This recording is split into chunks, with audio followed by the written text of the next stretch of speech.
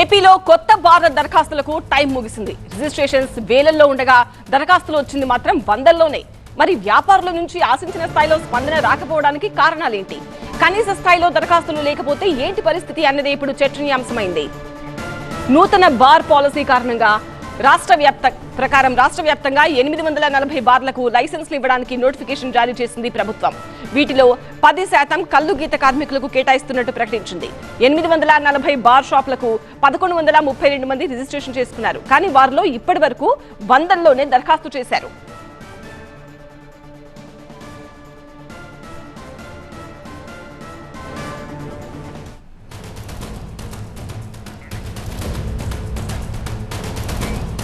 కొత్త bar policy నిబంధన ప్రకారం 840 బార్లకు లాటరీ తీయాలంటే మొత్తం 3360 దరఖాస్తులు రావాలి. కానీ ప్రస్తుతం ఆ పరిస్థితి కనిపించడం లేదు. అయితే బార్లకు ఇచ్చే మద్యంపై అదనపు పన్ను, 4 దరఖాస్తులు తప్పనిసరి అనే నిబంధనలను వ్యాపారులు వ్యతిరేకిస్తున్నారు. వీటిని సవరించాలని కోరుతున్నారు. ఇక గతంలో ప్రభుత్వ వైన్ షాపులకు పర్మిట్ రూమ్ లేవు. కానీ ప్రస్తుతం ప్రైవేట్ ఆధ్వర్యంలో నడుస్తున్న మద్యం షాపులన్నింటికీ పర్మిట్ రూమ్లు ఉన్నాయి. దీంతో బార్ షాప్ అంత లాభదాయకం కాదు అని వ్యాపారులు భావిస్తున్నట్టు తెలుస్తోంది. అలాగే ప్రస్తుతం జారీ చేసే లైసెన్స్ వ్యవధి 3 ఏళ్లు మాత్రమే. తర్వాత మళ్లీ లాటరీ తీస్తారు. దీంతో తమకు మళ్లీ షాప్ రాకపోతే లక్షల రూపాయల సామాగ్రి, ఫర్నిచర్ ఏం చేసుకోవాలనే వాదన వినిపిస్తున్నారు కొందరు వ్యాపారులు.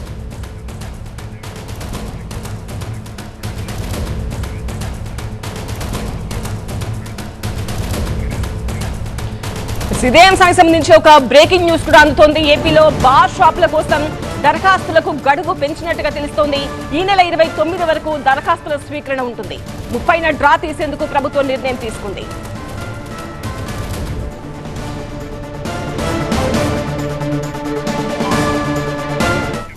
మా ప్రతినిధి సత్యతో మాట్లాడదాం. సత్య, ప్రభుత్వానికి అత్యధిక ఆదాయం వచ్చేది ఎక్సైజ్ శాఖ నుంచే. ఎందుకు మరి ఈ స్థాయిలో దరఖాస్తులు రావట్లేదు? మరి వ్యాపారులు కోరుతున్న సవరణలు ఏమైనా ప్రభుత్వం చేసే ఆలోచనలో ఉందా?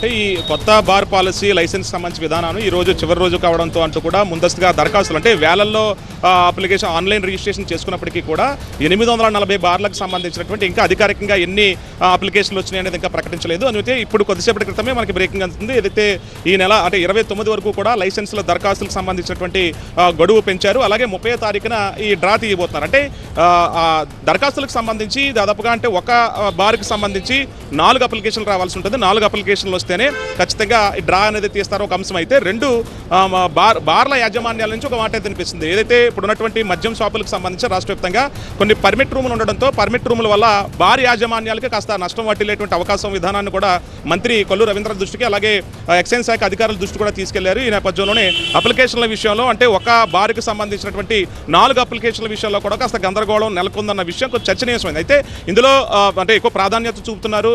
అంతా కూడా సామరస్యంగా జరుగుతుంది. ప్రభుత్వం తీసుకున్నటువంటి నిర్ణయం ప్రకారంగానే పారదర్శకంగా నిర్ణయాలు ఉంటాయి కాబట్టి బార్ల యాజమాన్యాలకు సంబంధించి అలాగే ఏదైతే కళ్ళు గీత కార్మికులకు సంబంధించినటువంటి 10% రాయితీ అందులో కూడా కల్పించిన నేపథ్యంలో అధికారికంగా అంటే ఈ రోజు మధ్యాహ్నం వరకు కూడా కొన్ని వందల దరఖాస్తులు వచ్చినట్టుగా తెలుస్తుంది. అంటే ఖచ్చితంగా నలుగురు ఒక బార్కి ఖచ్చితంగా 4 అప్లికేషన్ రావాలన్న నిబంధన ఉండడంతో పాటు కొన్ని విధానాలు ఈ రోజు మధ్యాహ్నం సాయంత్రం వరకు కూడా చర్చ జరిగిన నేపథ్యంలో 29 వరకు కూడా గడువు పెంచిన నేపథ్యంలో ఇంకా దరఖాస్తులు ఎక్కువ వచ్చే అవకాశం కనిపిస్తుంది. అంటే మొత్తం 840 బార్లకు సంబంధించి 3000 నుంచి 4000 వరకు కూడా దరఖాస్తులు వచ్చేటువంటి అవకాశం ఉన్న నేపథ్యంలోనే గడువు పెంచినట్టుగా తెలుస్తుంది. మరి ఎన్ని అప్లికేషన్లు వచ్చినాయి, ఎప్పుడు డ్రా తీస్తారంటే 30వ తారీఖున డ్రా తీయబోతారని తెలుస్తుంది. అయితే ఇటు బార్ల సంబంధించినటువంటి యాజమాన్యాలు పాలసీ విధానంలో 30 నుంచి 40 లక్షల జనాభా దాటిన ప్రాంతాల్లో గతంలో తిరుపతి అలాగే గుంటూరు ప్రాంతాల్లో 1,70,00,000 రూపాయల లైసెన్స్ ఫీజు రుసుముంటే ఇప్పుడు ఆ విధానాన్ని రాష్ట్ర ప్రభుత్వం ఒక కీలక నిర్ణయంగా తీసుకుంది. కేవలం 50 లక్షల నుంచి 60 లక్షల వరకు మాత్రమే ఆ రుసుమును కూడా తగ్గించేయడంతో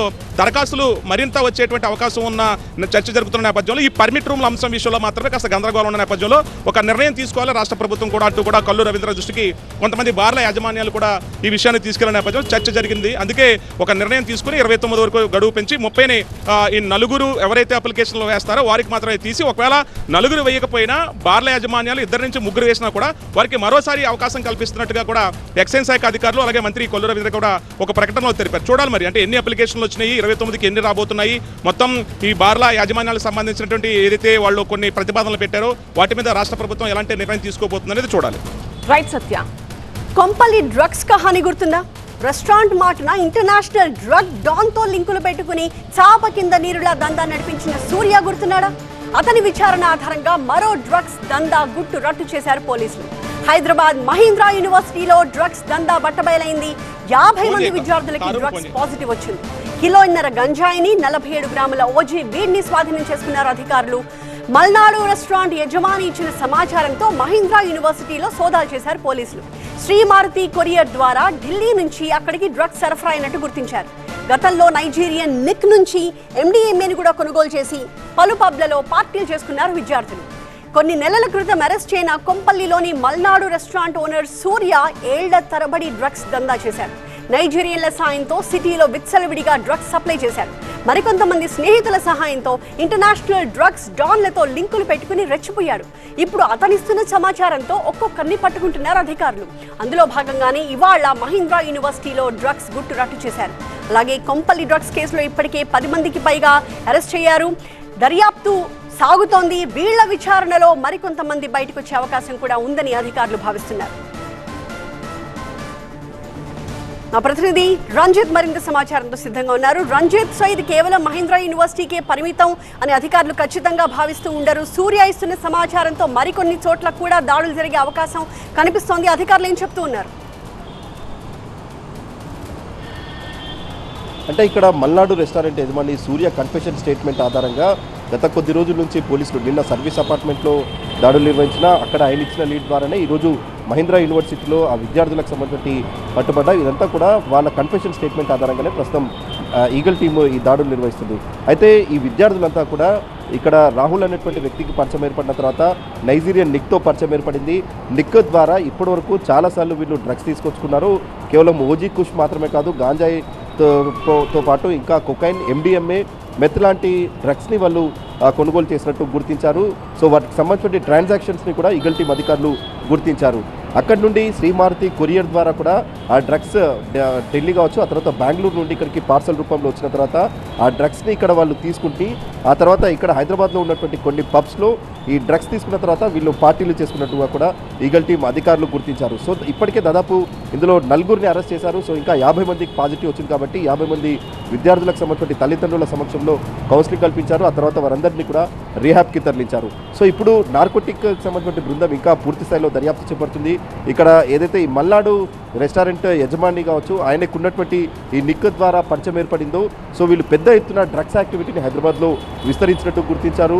ఇక్కడ శివార్లో ఉన్నటువంటి ఫామ్ హౌస్లో పార్టీలు నిర్వహించుకునేందుకు కూడా వీళ్ళంతా కూడా ఒక ఆర్గనైజ్డ్ డ్రగ్ పార్టీలు లాంటివి ఆర్గనైజ్ చేశారు. నిన్న సర్వీస్ అపార్ట్మెంట్లో జరిగిన రేవ్ పార్టీలో కూడా వీళ్ళు ఇచ్చినటువంటి లీడ్ ఉంది కాబట్టి సో ఇప్పటివరకు ఈ నిక్ ద్వారా ఎంతమందికి డ్రగ్స్ సరఫరా అయింది, ఆయనకు ఉన్నటువంటి కన్జ్యూమర్ లిస్ట్ని ఐడెంటిఫై చేస్తున్నారు. ఆ కన్జ్యూమర్ లిస్ట్ ఆధారంగా కూడా ప్రస్తుతం నార్కోటిక్ బృందం దర్యాప్తు చేపడుతుంది. దాదాపు 150 మందికి సంబంధించిన కన్జ్యూమర్ లిస్ట్ని నిక్ వద్ద నుంచి సేకరించారు. ఈ నిక్ అన్నటువంటి వ్యక్తి ఈ రాహుల్ పరిచయం ఏర్పడిన తర్వాత చాలా ఆర్గనైజ్డ్గా ఈ డ్రగ్స్ని ఇటు ఏదైతే నిన్న ఏదైతే మెడిసిన్స్ రూపంలో డ్రగ్స్ని ఇక్కడ సరఫరా చేయడానికి కావచ్చు, ఇప్పుడు కొరియర్ రూపంలోనే డ్రగ్స్ని బెంగళూరు, గోవా తర్వాత ఢిల్లీ నుండి ఇక్కడికి తీసుకొస్తున్నాడు అన్నటువంటి విషయాలు ఇప్పుడు దర్యాప్తులో వెలుగులోకి వచ్చాయి. కాబట్టి ఈ కన్జ్యూమర్స్ కేంద్రంగా జరిగిన డ్రగ్స్ పార్టీని కూడా ఐడెంటిఫై చేసే పనిలో ప్రస్తుతం పోలీసులు ఉన్నారు.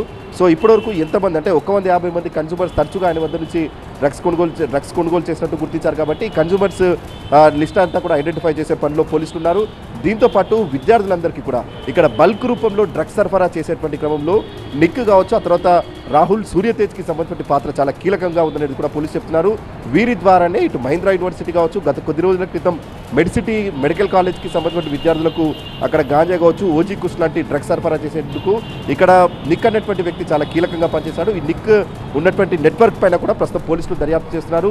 ఎంతమంది విద్యార్థులు అంటే మహీంద్రా యూనివర్సిటీలో దాదాపు 50 మందికి వస్తున్నాయంటే గ్రూప్ల వారిగా కూడా వాట్సాప్లో కోడ్ లాంగ్వేజ్తో వీరంతా చాట్ చేస్తున్నారు. కాబట్టి వాటన్నిటిని డీకోడ్ చేస్తూ ఎంతమందికి ఇప్పటివరకు ఈ డ్రగ్స్ సరఫరా అయ్యాయి, ముఖ్యంగా ఈ యూనివర్సిటీ కావచ్చు, కాలేజ్ విద్యార్థులతో కూడా ఈ నిక్ కావచ్చు, రాహుల్, సూర్యతేజ్కు ఉన్నటువంటి పరిచయాల ద్వారా పెద్ద ఎత్తున డ్రగ్స్ హైదరాబాద్కి సరఫరా అయినటువంటి అంశాలు ఇప్పుడు దర్యాప్తులో వెలుగులోకి వస్తున్నాయి. కాబట్టి ప్రస్తుతం ఈగల్ టీం ఆ కోణంలో కూడా దర్యాప్తు చేపడుతుంది.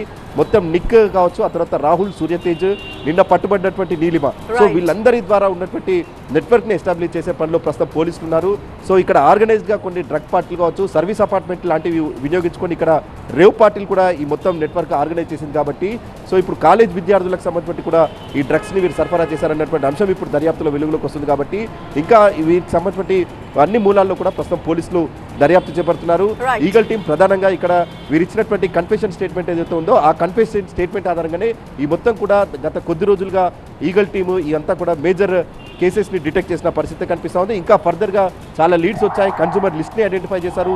150 మంది తరచుగా ఇక్కడ పార్టీలు చేసుకునేందుకు డ్రగ్స్ సరఫరా చేశారు కాబట్టి 150 మంది కన్స్యూమర్స్ ఎక్కడెక్కడ పార్టీలు ఆర్గనైజ్ చేశారు, సర్వీస్ అపార్ట్మెంట్ లాంటివి వినియోగించుకొని పార్టీలు ఎలా జరిగాయి, ఇందులో ఎవరెవరి ప్రమేయం ఉందన్నటువంటి అంశంపై కూడా ప్రస్తుతం ఈగల్ టీం దర్యాప్తు చేపడుతుంది. Thank you Ranjith. Third exclusive వార్త. తెలంగాణ స్పీకర్ గడ్డం ప్రసాద్ కుమార్ ఎమ్మెల్యే స్టిక్కర్ తో ఉన్న ఒక స్కార్పియో వాహనం శ్రీ సత్యసాయి జిల్లాలో హల్చల్ చేస్తుండడం కలకలం రేపింది. ఏపీ రిజిస్ట్రేషన్ తో ఉన్న స్కార్పియోకి గడ్డం ప్రసాద్ కుమార్ ఎమ్మెల్యే స్టిక్కర్ అంటించి కొందరు యువకులు హల్చల్ చేశారు. రాప్తాడు నియోజకవర్గంలోని సీకేపల్లి పరిసర గ్రామాల్లో స్కార్పియో తిరుగుతుండగా పోలీస్ తనిఖీల్లో పట్టుకున్నారు. అయితే కార్లో హాకీ స్టిక్స్ బయటపడటం ఆసక్తికరంగా మారింది. స్కార్పియో వాహనంలో హాకీ స్టిక్స్ పెట్టుకుని తిరుగుతున్న ఈ గ్యాంగ్ ప్రజల్ని ఏమైనా భయభ్రాంతులకు గురి చేశారా? ఈ కోణంలో కూడా పోలీసులు విచారిస్తున్నారు. దాంతో స్కార్పియోతో పాటు 4 యువకుల్ని పోలీసులు అదుపులోకి తీసుకున్నారు.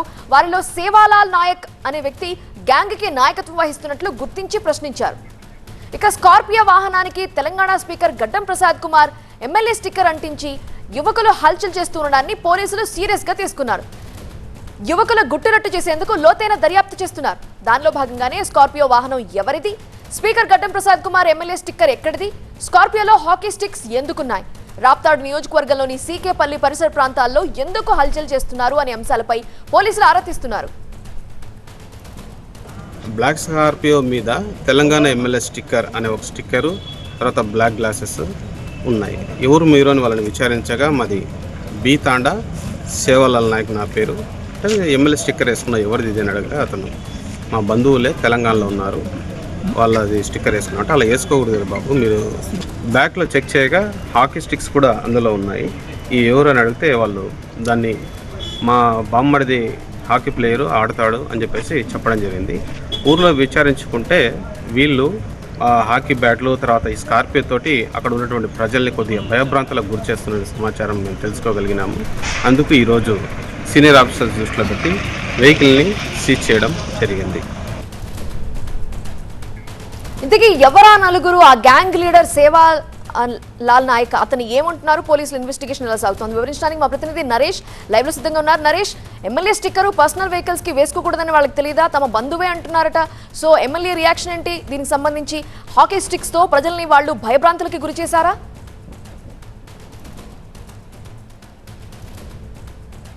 కారుకు ఎమ్మెల్యే స్టిక్కర్, కారు లోపల హాకీ బ్యాట్. సత్సాయి జిల్లాలో ఒక గ్యాంగ్ చెన్నకొత్తపల్లి మండలం గంగినేపల్లి తండాలో సంచరిస్తుండటంతో కలకలం రేగింది. ముఖ్యంగా బ్లాక్ స్కార్పియోకు ఉన్నటువంటి ఎమ్మెల్యే స్టిక్కర్ చూస్తేనేమో తెలంగాణ ఎమ్మెల్యే, అది కూడా అసెంబ్లీ స్పీకర్ అయినటువంటి గడ్డం ప్రసాద్కు చెందినటువంటి ఎమ్మెల్యే స్టిక్కర్.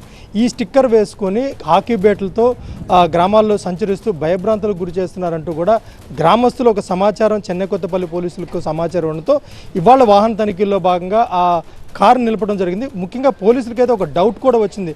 పూర్తిగా బ్లాక్ ఫిల్మ్ వేసుకొని అదేవిధంగా ఎమ్మెల్యే స్టిక్కర్ వేసుకొని ఉండడంతో అసలు ఎమ్మెల్యే వాహనమా ఇది, ఎవరు వాహనాన్ని కనుక్కునే ప్రయత్నం చేస్తే వెనక కూడా 2 హాకీ బ్యాట్లు కూడా కనిపించడంతో పోలీసులు పోలీస్ స్టేషన్కి తరలించి లోతుగా దర్యాప్తు చేపట్టారు. అసలు ఎమ్మెల్యే స్టిక్కర్కి కారుకి ఏ విధమైన సంబంధం లేదు. సేవాలాల్ నాయక్ అనే ఒక వ్యక్తి గతంలో గ్రామంలో అనేక గొడవల్లో పాల్గొన్నాడు. ఇదే హాకీ బ్యాట్లతో కూడా దాడులకు కూడా పాల్పడ్డాడని చెప్పి గ్రామస్తులు కూడా చెప్పిన నేపథ్యంలో పోలీసులు అయితే మాత్రం లోతైన దర్యాప్తు చేస్తున్నారు. ముఖ్యంగా 109 సెక్షన్ కింద ఇప్పటికే సేవాలాల్ నాయక్తో పాటు మరికొంతమందిని కూడా, అంటే అతనితో పాటు మరొక 3 కూడా ఇప్పటికే బైండ్ ఓవర్ చేయడంతో పాటు బ్లాక్ ఫిల్ము, అదేవిధంగా ముఖ్యంగా తెలంగాణ అసెంబ్లీ స్పీకర్ గడ్డం ప్రసాద్కి చెందినటువంటి ఈ స్టిక్కర్, ఎమ్మెల్యే స్టిక్కర్ వేసుకొని తిరుగుతున్న ఈ వాహనాన్ని కూడా పోలీసులు సీజ్ చేసి రవాణా శాఖకు కూడా అప్పగించారు. ముఖ్యంగా అసలు ఈ స్టిక్కర్ ఏదైతే ఉందో మార్చి 31, 2025 వరకు కూడా వ్యాలిడిటీ ఉంది. అసలు ఈ స్టిక్కర్ ఒరిజినలా కాదా, అసలు తెలంగాణ అసెంబ్లీ స్పీకర్ గడ్డం ప్రసాద్కు ఇక్కడ సేవాలాల్ నాయక్ ఏం సంబంధం ఉందనే కోణంలో కూడా పోలీసులు అయితే మాత్రం దర్యాప్తు చేపడుతున్నారు. ముఖ్యంగా కేవలం గ్రామాల్లో భయభ్రాంతులకు గురి చేసేందుకే ఒక ఎమ్మెల్యే స్టిక్కర్ వేసుకోవడం కావచ్చు, ఆ కారుకి సైరన్ ఉపయోగించుకోవడం కావచ్చు, అదేవిధంగా ఒక గ్యాంగ్ మెయింటైన్ చేస్తూ కూడా హాకీ బ్యాట్లతో ఒక భయానక వాతావరణం సృష్టించే విధంగా ఇప్పటికే గంగినేపల్లి తండాలో కూడా గతంలో కూడా ఒక గొడవలో కూడా ఇతను పాల్గొన్నట్లుగా పోలీసుల విచారణలు ఇప్పటికే తేలిన నేపథ్యంలో ఈ హాకీ స్టిక్లను స్వాధీనం చేసుకున్నారు. మరోవైపు ఎవరైతే సేవాలాల్ నాయక్ అండ్ గ్యాంగ్ పై కూడా ఇప్పటికే బైండ్ ఓవర్ కూడా పెట్టారు. ముఖ్యంగా ఈ వెహికల్ని కూడా ఇప్పటికే పోలీసులు సీజ్ చేసి రవాణా శాఖ కూడా అప్పగించారు. మరి ప్రధానంగా ఈ వెహికల్కి ఉన్నటువంటి ఈ ఎమ్మెల్యే స్టిక్కర్ ఏదైతే ఉందో దీనిపైనే మాత్రం ప్రధానంగా పోలీసులు దర్యాప్తు చేపడుతున్నారు. Right Naresh, thank you. క్రమశిక్షణకు మారుపేరుగా చెప్పుకునే తెలంగాణ బీజేపీలో అసంతృప్తి రాగాలు బయటపడుతున్నాయి. ఇప్పటికే పార్టీలో అంతర్గతంగా జరుగుతున్న పరిణామాలు తీవ్ర చర్చకు దారితీస్తున్నాయి. ఇప్పుడు ఎంపీ విశ్వేశ్వర్ రెడ్డి తీరు పార్టీలో హాట్ టాపిక్ గా మారింది. పార్టీ నాయకత్వం తీరుపై వినూత్నంగా నిరసన తెలిపారు ఎంపీ విశ్వేశ్వర్ రెడ్డి. బీజేపీ రాష్ట్ర సంస్థాగత ప్రధాన కార్యదర్శి చంద్రశేఖర్ తివారీకి ఫుట్బాల్ ను గిఫ్ట్ గా పంపి తన నిరసనను వ్యక్తం చేశారు. తనను పార్టీ నేతలు ఫుట్బాల్ ఆడుకుంటున్నారని మండిపడ్డారు విశ్వేశ్వర్ రెడ్డి. కొంతకాలంగా రంగారెడ్డి, వికారాబాద్ జిల్లాల పార్టీ వ్యవహారాలపై ఆగ్రహంగా ఉన్న విశ్వేశ్వర్ రెడ్డి ఈ అంశాలపై చంద్రశేఖర్ తివారీని కలిశారు. అయితే ఆయన రామచంద్రరావును కలవమన్నారని, రామచంద్రరావును కలిస్తే అభయ్ పాటిల్ను కలవమన్నారని తెలిపారు. ఫైనల్ గా అభయ్ పాటిల్ను కలిస్తే ఇంకొకరి పేరు చెబుతున్నారని అసంతృప్తి వ్యక్తం చేశారు. జిల్లా అధ్యక్షుల తీరు, పార్టీ కార్యక్రమాల్లో సమన్వయం లోపంపై ఎంపీ విశ్వేశ్వర్ రెడ్డి గుర్రుగా ఉన్నారు. ఇప్పటికే పార్టీలో జరుగుతున్న పరిణామాలపై అధిష్టానం ఫోకస్ పెట్టింది. ఇప్పుడు సమన్వయ లోపాలపై ఎంపీ విశ్వేశ్వర్ రెడ్డి నిరసన వ్యక్తం చేయడంతో పార్టీలో హాట్ టాపిక్ గా మారింది ఈ అంశం. మరి విశ్వేశ్వర్ రెడ్డి వ్యవహారంపై అధిష్టానం ఎలా రియాక్ట్ అవుతుందన్న దానిపై ఇప్పుడు హాట్ టాపిక్ గా మారిందని చెప్పొచ్చు. మరింత తాజా సమాచారం మా సీనియర్ కరెస్పాండెంట్ విద్యాసాగర్ అందిస్తారు. విద్యాసాగర్, చెప్పండి, తనను ఫుట్బాల్లో ఆడుకుంటున్నారని ఆ ఫీలింగ్ లో ఉన్నారు విశ్వేశ్వర్ రెడ్డి. అయితే దానికి సింబాలిక్ గా ఆయన బీజేపీ పెద్దలకు ఫుట్బాల్ కూడా గిఫ్ట్ గా ఇవ్వడం తెలుస్తుంది మనకి. అయితే దీన్ని ఎలా చూడొచ్చు అంటారు పొలిటికల్ గా? ఎవరిని ఉద్దేశించి ఆయన అలా గిఫ్ట్ ఇవ్వడం జరిగింది? ఎవరు ఆయనతో ఫుట్బాల్లో ఆడుకుంటున్నారు? పూర్తి డీటెయిల్స్ ఏంటి? జిల్లా అధ్యక్షుల ఎంపిక తర్వాత స్థానికంగా ఉన్నటువంటి ఎంపీ కొండా విశ్వేశ్వర రెడ్డికి అక్కడ జిల్లా అధ్యక్షులతో కొంత సమన్వయం లోపం కావచ్చు, గ్యాప్ కావచ్చు ఏర్పడిందని చెప్పుకోవచ్చు. ఆయన జిల్లా అధ్యక్షులు ఏదైతే రంగారెడ్డి కావచ్చు, వికారాబాద్, ఈ రెండు జిల్లాలు ఆయన పరిధిలోకి వస్తాయి కాబట్టి, ఆయన పార్లమెంటు సభ్యుల పరిధిలోకి వస్తాయి కాబట్టి ఆ రెండు జిల్లాలకు సంబంధించిన అధ్యక్షుల ఎంపికలో కొంత గ్యాప్ ఏర్పడింది. ఈ నేపథ్యంలోనే ఆ అధ్యక్షులు ఇద్దరు కూడా ఈయనకు సహకరించడం లేదు.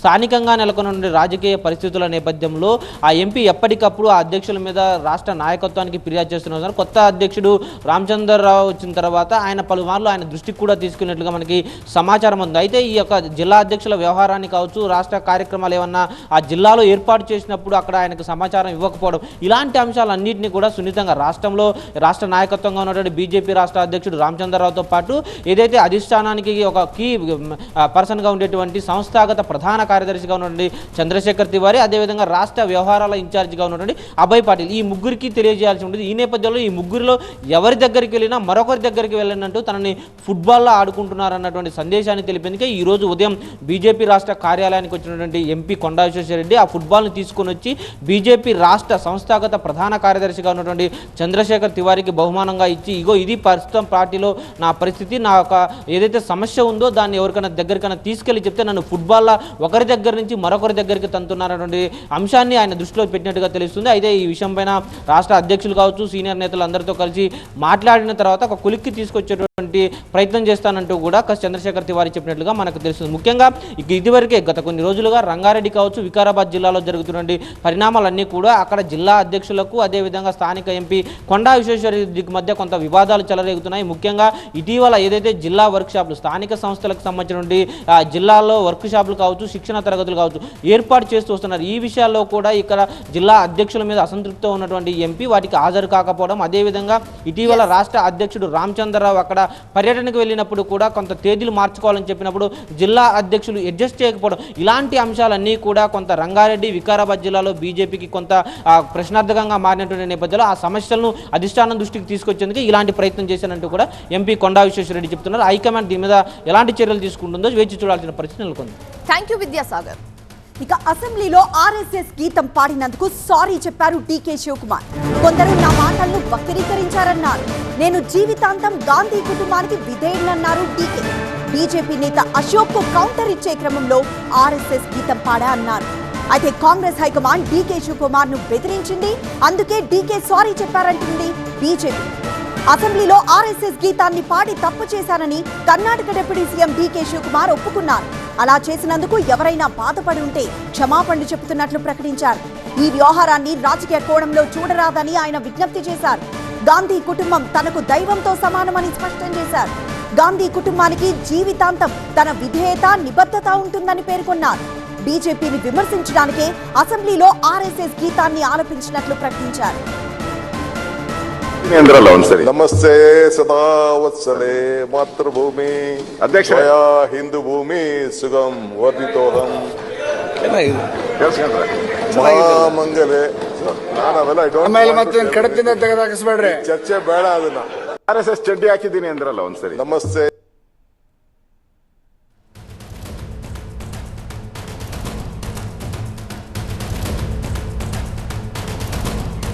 మా బ్యూరో చీఫ్ గోపిని అడిగి మరింత సమాచారం తెలుసుకుందాం.